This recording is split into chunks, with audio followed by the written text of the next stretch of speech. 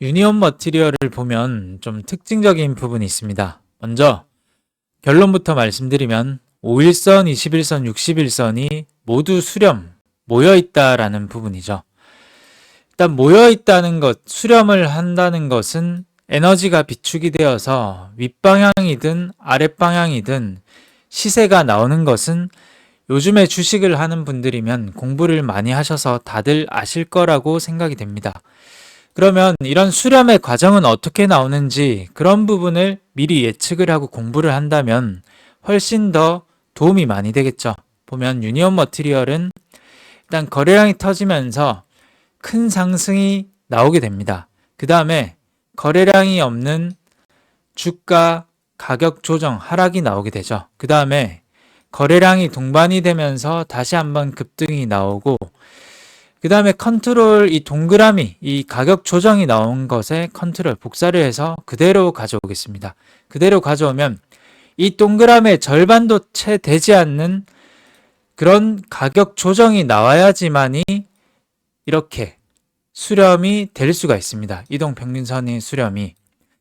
보통 이게 공식은 아니지만 많은 종목에서 이런 패턴이 나오게 됩니다. 왜냐하면 돈이 들어오고 나가고 돈이 들어오고 나가는 과정은 다 똑같기 때문에, 동일하기 때문에, 동일할 수밖에 없기 때문에 이런 과정이 꼭 필요하다는 거죠.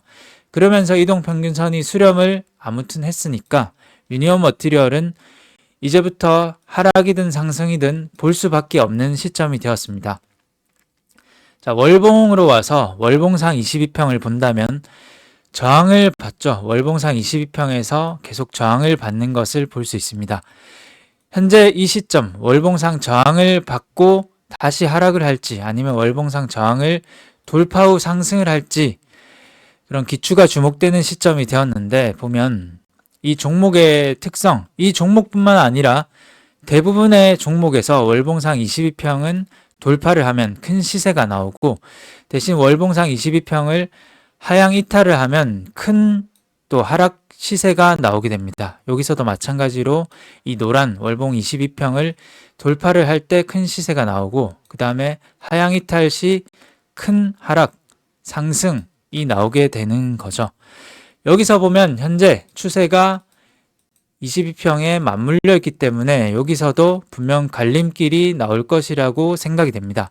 자, 일봉은 받고 분봉상 봤을 때 제가 대략적으로 볼 때 짐작으로 3천 대략 70원, 80원 정도가 지지와 저항의 역할을 하는 그런 접점이 여러 차례 맞물려 있는 것을 볼 수가 있습니다.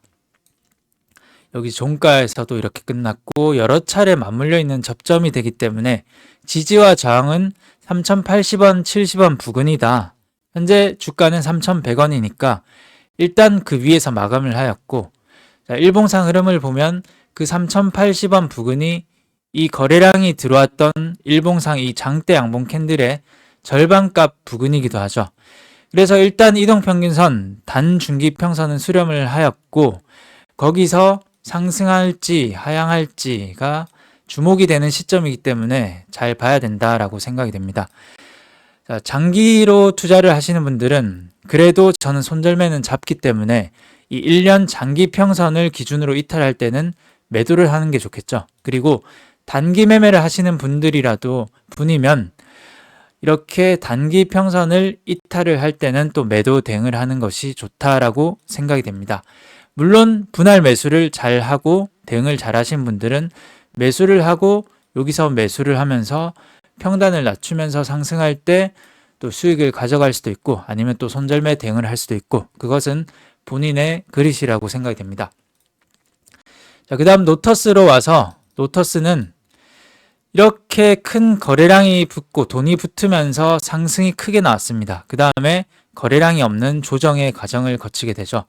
예전에 제가 종목 설명을 드리면서 5일선을 이렇게 찌른다라고 설명을 여러 차례 드린 적이 있는 것으로 기억을 합니다.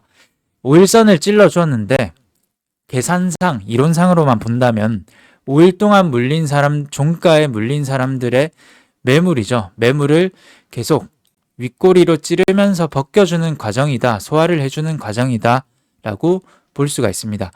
이때 물론 이렇게 찌를 때 거래량이 크게 급증을 하면 대부분은 이때 들어왔던 세력이 도망간다라는 신호로 볼 수 있습니다. 하지만 노터스는 아직까지는 거래량이 급증을 하진 않았죠. 찌르면서. 금요일에 물론 거래량이 조금 터지면서 찔러주는 흐름이 나와서 조금 아쉽기는 하지만 제가 매매를 할 때는 이 종목은 바로 매매를 하진 않습니다. 거래량이 예를 들면 전일 대비 9시 반 10시 되었는데 거래량이 전일 대비 300%, 500% 이상 아주 많이 터져 주었을 때 그때 매매 시점이지, 거래량이 아주 이렇게 없는데 매매를 한다면 이 종목은 올라오고 있는, 완만하게 올라오고 있는 21선을 기다릴 가능성이 높습니다. 그러면 가격 조정 또는 횡보의 과정을 더 오랜 기간 거쳐야 되기 때문에 기회비용을 날릴 거고, 그래서 거래량이 전일 대비 크게 터지는 그런 시점이 매수 시점이라고 볼 수 있습니다. 그러면 아주는 취소하겠습니다. 좀 시세가 나올 가능성이 있다라고 생각이 됩니다. 자, 그 다음 저스템은 시간에 3.5% 1,400원으로 마감을 했습니다. 뜨면서 저스템의 공모가가 1,500원이죠. 1,500원이니까 아주 의미가 있는 시간의 종가 마감이라고 생각이 됩니다.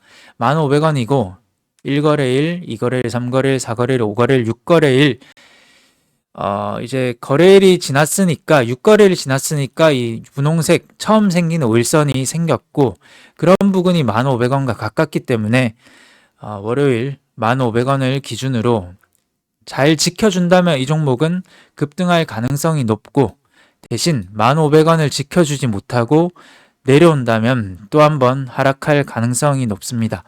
그래서 1,500원이 대응이 되시는 분만 이런 종목은 노려봐야 된다라고 생각이 됩니다. 그 다음에 거래량 조정 후 지지시 매수라고 적어놓은 세 종목이 있습니다. 코론글로벌, 현대무벡스, 애경산업 다 비슷하죠. 거래량이 이렇게 터지고 더 터지고, 코론글로벌도 마찬가지 흐름, 현대무벡스도 마찬가지입니다.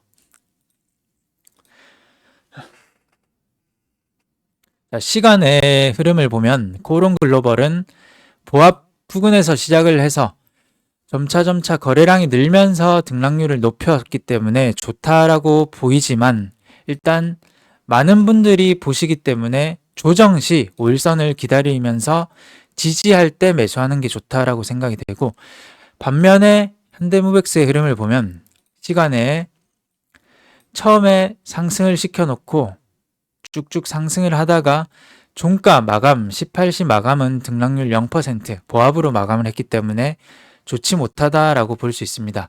그래서 이런 흐름은 어떻게 나오는지 공부용으로 봐도 지켜보는 것도 좋을 것이라고 생각이 됩니다.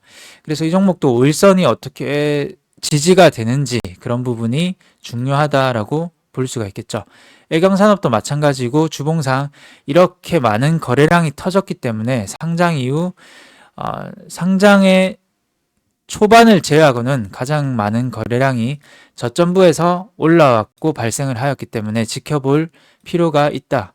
이런 조정의 과정, 5일선 조정 지지시 매수 과정이 필요하다라고 보입니다. 그래서 오늘 한 6가지 종목 이렇게 빠르게 살펴봤는데, 제가 이렇게 6가지 종목을 말씀을 드렸다고 다 상승하는 것이 아닙니다. 내가 이제 관심 종목으로 넣는 것은 공짜죠. 무료죠. 그래서 일단 넣어두되 내가 생각했던 흐름과 반대로 간다면 종목과 사랑에 빠질 게 아니라 관심 종목을 삭제도 하고 또 다른 종목 추가하고 또는 변경도 하면서 재정비하는 시간, 과정이 또 필요하다라고 생각이 됩니다. 이런 점 유념을 하시면서 한 주간 승리하는 매매 하시길 바라겠습니다. 모두 시청해 주셔서 감사합니다. 이상입니다.